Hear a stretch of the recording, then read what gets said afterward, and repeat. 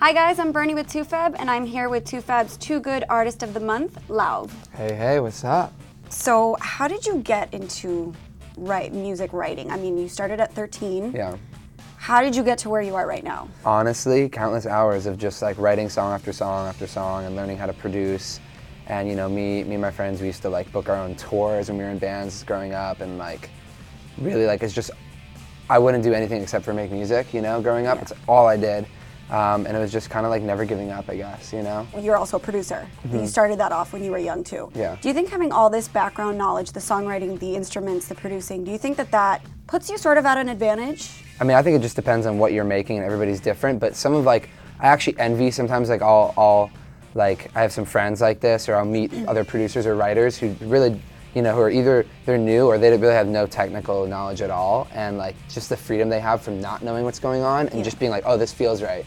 You know, sometimes your brain can get in the way. You write music, you sing beautifully, you play every instrument under the sun, you write. I mean, what's your favorite of all of it? Do you think that all of it comes together and sort of speaks to you as an artist? I mean, how does that all work for you? I can't really pick one favorite part of the process. Really, it's like the whole thing. I guess my favorite feeling in it is kind of like, it gives me this freedom, I guess, where it's like so much of other parts of my life I can be so like heady and overthink stuff, and once I just get in and I'm making a song, it's kind of like, it really is like therapy, and it's like, yeah, you're kind of like coming to terms with things and freeing yourself from them, and yeah, and hopefully inspiring other people to do the same. Do you meet all these artists when you write for them? It's interesting. Sometimes you're in the studio with them, and sometimes it's kind of like bouncing ideas back and forth, or you'll meet them after. It's funny, I've known especially Trevor from Cheat Codes for years, because like back in the MySpace days, I don't know if you remember MySpace. I do. We actually collaborated together with like our old projects, and we played a couple shows together. So it was like really cool song for it to come together. Just because, like, you know, I had started the song with some other friends of mine, and then, you know, once they heard it and, you know, fell in love with it and started working on it, we were really excited, and then they got Demi involved, and that was just like, whatever, the cherry on top. So has writing for major artists helped you find your voice, not necessarily through singing, but through the lyrics?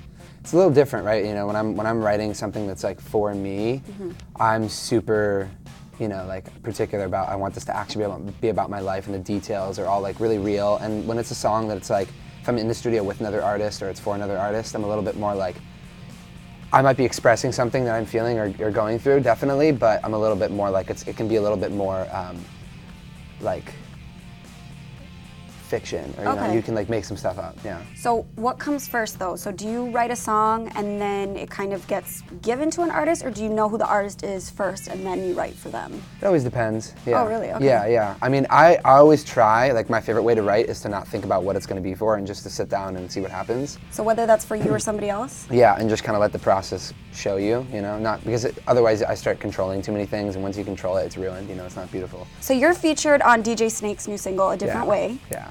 And I know you were a big fan of his before working with him. You know, we'd been following each other on Twitter for a minute, and then like one day he DM'd me just saying he was a big fan, and I was like, so he literally slid into your DMs.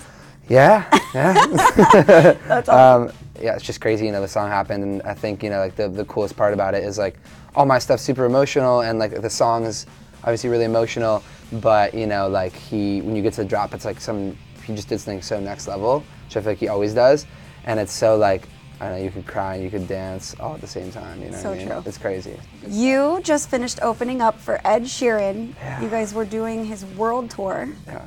That is insane. Yeah. How did that even come about for you? So I was literally just taking a run one morning, just, you know, my normal LA morning run, and my manager called me and I was like, let me call you back, and before I could hang up, he was like, wait, what do you think about opening for Ed Sheeran in arenas in Southeast Asia? What? Like, oh, by the way. Yeah, like straight, it was like, by the way, like I was about to hang up, and I was just like sweating, like, let's go. Wow. Like literally, like, I don't know how you could start a day better off. It was like before my morning coffee, like it was like really, like it was probably the only crazy. thing better than morning coffee. Yeah. So getting that phone call. So I got that phone call and like sprinted, probably like almost died from how fast I was running, and called my parents, and yeah, obviously like that. It was really special because they've been supporting me for a long time, and I think, like, you know, for me to tell them, and they actually flew out to a couple of the shows, and yeah, some family came out, so it was really special. And had you been to that part of the world before? Never. So it was really cool to like travel and obviously play for, you know, like 25,000 people. Like I'd never done that before, and then on top of it, it's like with Ed Sheeran, you know, who's like incredible and I've looked up to for a long time.